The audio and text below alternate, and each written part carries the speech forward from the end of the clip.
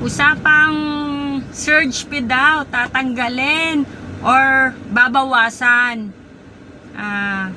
Ngayong season po talaga ngayon is sobrang traffic. Kami pong mga driver, wala po kaming bonus at wala rin po kaming SS, wala rin din po kaming PhilHealth. Kasi para po kami mga freelance. Ngayon po, kung babawasan po ang surge ngayong December, intindihin nyo din naman po kami mga driver. Kasi katulad ko po, full-time Grab driver po ako. Nag-e-effort po kami kung paano sunduin at paano ihatid ang pasahero na natatraffic sa kalagitnaan ng traffic, sobrang traffic. Ngayon, yung sinasabing mataas ang pamasahe. Kino-compute nyo po ba yan sa sa 4 na person na sasakay na katulad po sa sedan?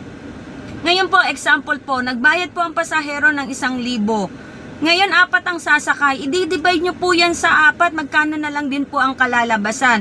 Ngayon, ang sinasabi nyo na mahal ang pamasahe, mahal po kung nag-iisa po kayong sasakay. Sa sedan po, 4 po ang capacity na pwedeng sumakay. Kaya talagang hindi ganun kalaki ang naidadagdag na surge. Lalo na't kung bibilangin nyo yung oras na naka-standby ang mga driver sa tagal po ng traffic. Dahil nga po marami pong nagbubook ngayon. Kasi alam natin na marami pong umaalis, maraming Christmas party, maraming gumagala. Kaya sana naman po isintindihin nyo din po kami mga Grab driver or mga TNBS driver. Meron din po kaming maintenance sa aming sasakyan. Meron po kaming change oil. Meron po kami mga battery na kailangan bilhin, mga gulong, at mga marami pa po na expenses. Kaya sana, ngayong December, kahit paano ay wag nyo naman tanggalin or bawasan ang surge ng aming mga